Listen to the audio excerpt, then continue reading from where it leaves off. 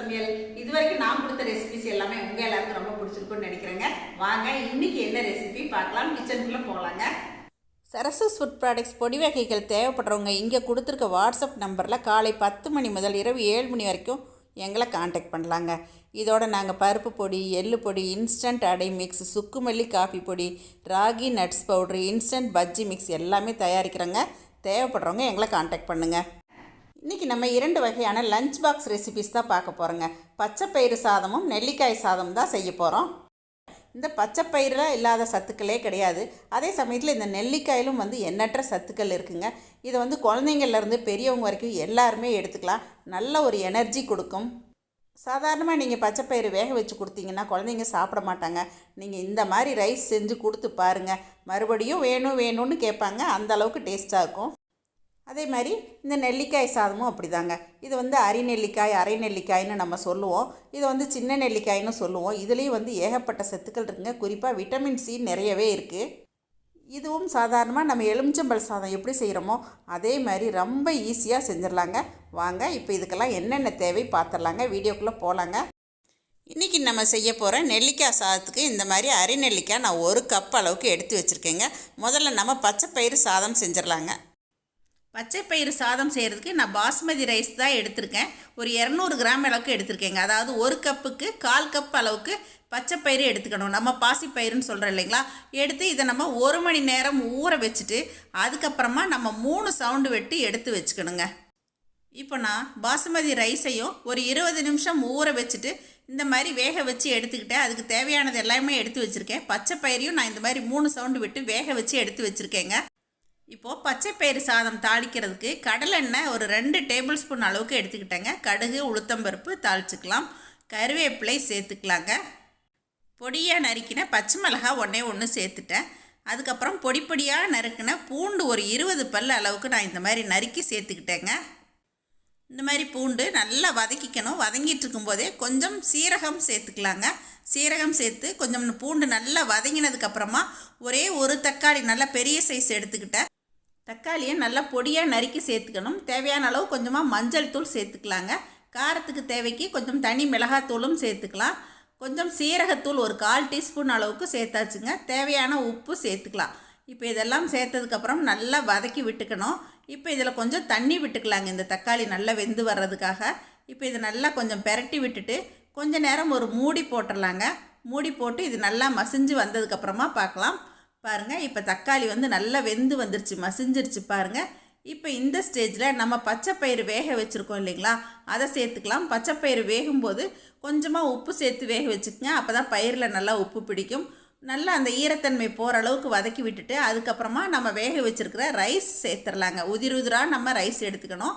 நம்ம சாதாரண அரிசியிலையுமே செய்யலாம். நீங்கள் ஜீரக சம்பா அரிசி, பாஸ்மதி அரிசி எது வேணால் யூஸ் பண்ணலாம். நான் இன்றைக்கி பாஸ்மதி ரைஸ் தான் யூஸ் பண்ணியிருக்கேங்க.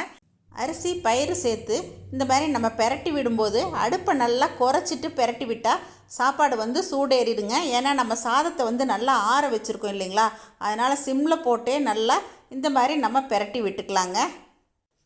இப்போ நம்ம ஃபைனலாக ஒரே 1 டீஸ்பூன் அளவுக்கு நெய் விட்டுட்டு கொஞ்சம் கொத்தமல்லி இலை தூவி இறக்கியாச்சுன்னா நம்மளோட சுவையான சத்தான பச்சைப்பயிறு வாசம் கமகமாக மணத்தோடு இப்போ ரெடி ஆயிடுச்சுங்க. இப்போ நம்ம அடுத்ததாக அரை நெல்லிக்காய் சாதம் தான் செய்ய போகிறோங்க. இந்த மாதிரி நெல்லிக்காய் எடுத்துகிட்டு இதை தண்ணியில் நல்லா கழுவிட்டு இதை நம்ம நறுக்கி எடுத்துக்கணும். அந்த கொட்டையெல்லாம் நீக்கி எடுத்துக்கணுங்க. நான் இப்போ தேவையான அளவுக்கு 1 கப் அளவுக்கு இந்த மாதிரி நறுக்கி எடுத்துருக்கேங்க. இதை நம்ம மிக்ஸி ஜாரில் சேர்த்து அரைச்சிட்டு வந்துடலாம். இந்த நெல்லிக்காய் அரைக்கும்போது கொஞ்சம் தண்ணி விட்டால் தான் அரைவிடும். அதனால் கொஞ்சமாக தண்ணி விட்டு அரைச்சிக்குங்க. அதே மாதிரி நான் சாதாரண பொன்னி அரிசி தான் இன்றைக்கி நல்லா உதிராக வேக வச்சு இந்த மாதிரி ஆற வச்சு எடுத்து வச்சுருக்கேங்க. இப்போ அதை அரைச்சிட்டு வந்துடலாம். இப்போ நல்லா அரைச்சி பாருங்கள், இந்த மாதிரி வடிகட்டியில் போட்டு நான் நல்லா வடிச்சுக்கிட்டேன். தண்ணி கொஞ்சமாக விட்டு அரைச்சிக்குங்க, அதிகம் சேர்த்துறாதீங்க. இப்போ நம்ம சாதம் தாளிச்சிடலாங்க. ஒரு வாணலியில் கடலெண்ணெய் தேவைக்கு விட்டாச்சுங்க. இப்போ தாளிக்கிறதுக்கு கடுகு சேர்த்தாச்சு. உளுத்தம்பருப்பு, கடலைப்பருப்பு 2மே தாளிக்கிறதுக்கு சேர்த்துக்கலாங்க. இப்போ பெரட்டி விட்டு இந்த பருப்பு எல்லாமே கொஞ்சம் செவந்து வந்ததுக்கப்புறமா நம்ம தேவையான அளவுக்கு கருவேப்பிலை சேர்த்துக்கலாம். அதுக்கப்புறமா காரத்துக்கு தேவையான அளவு காஞ்ச மிளகாய் நீங்கள் கிள்ளி சேர்த்துக்குங்க. நம்ம லெமன் ரைஸ்க்கு மாதிரியே தாங்க இருக்கும். இப்போ இதில் கொஞ்சமாக பெருங்காயத்தூள் சேர்த்தாச்சுங்க. பெருங்காயத்தூள் சேர்த்துட்டு இதில் கொஞ்சம் மஞ்சள் தூள் சேர்த்துக்கலாம். மஞ்சள் தூள் சேர்த்ததுக்கப்புறமா நம்ம எடுத்து வச்சுருக்க நெல்லிக்காய் ஜூஸ் இதில் சேர்த்துடலாங்க. ஜூஸை ஊற்றின உடனே நம்ம கொதிக்க விட வேண்டாம். இப்போ தேவையான அளவு உப்பும் சேர்த்தாச்சுங்க. அடுப்பை ஆஃப் பண்ணிடணும். அடுப்பை ஆஃப் பண்ணிவிட்டு அதுக்கப்புறமா நம்ம இப்போ எடுத்து வச்சுருக்க சாதம் இப்போ சேர்த்துடலாங்க. சாதத்தை கொட்டி நல்லா பெரட்டி விட்டதுக்கப்புறம் அந்த பாசிப்பயிறு சாதத்துக்கு எப்படி நம்ம சூடு பண்ணுறோமோ அதே மாதிரி அடுப்பை நல்லா சிம்மில் போட்டு நம்ம சூடு பண்ணிக்கலாங்க. ஏன்னா நம்ம ஆற வைக்கும்போது ஆறிடும் இல்லைங்களா, அதனால் சூடு பண்ணிக்கிறோம். 1 டீஸ்பூன் இப்போ நல்லெண்ணெய் மேலால் விட்டு சூடு பண்ணால் நல்லா வாசத்தோடு நல்லா இருக்குங்க. சாதத்தை நல்லா பெரட்டி விட்டுக்கணும்.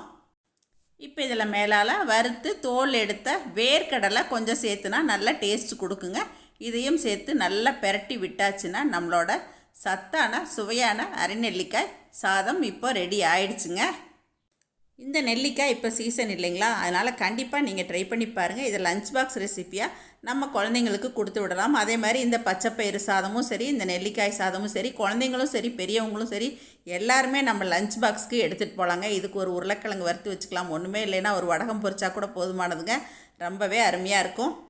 இன்றைக்கி எங்கள் வீட்டில் லஞ்சுக்கு பச்சைப்பயிறு சாதம், நெல்லிக்காய் ரைஸ், கூடவே ஒயிட் ரைஸு, தயிர் தாளித்து வச்சுருக்கேங்க. வெங்காயம் போட்டு தாளித்த தயிர், கேரட் பொரியல், இதுதாங்க மதிய உணவு. இன்றைக்கி நான் செஞ்ச இந்த பச்சைப்பயிறு சாதமும் சரி, இந்த நெல்லிக்காய் சாதமும் சரி டக்குன்னு ரொம்ப ஈஸியாக பண்ணிடலாங்க. உங்கள் எல்லாருக்கும் நான் இன்றைக்கி செஞ்ச இந்த லஞ்ச் பாக்ஸ் ரெசிபிஸ் பிடிச்சிருக்குன்னு நினைக்கிறேங்க. கண்டிப்பாக நீங்களும் ட்ரை பண்ணி பாருங்கள். இதை பார்த்துட்டு எப்பயும் போல் உங்களோட ஃபீட்பேக் சொல்லுங்கள், ஷேர் பண்ணுங்கள், சப்ஸ்கிரைப் பண்ணுங்கள். தேங்க்யூ. சரசு சமையல் பாருங்கள், சமையல் நல்லா பண்ணுங்கள்.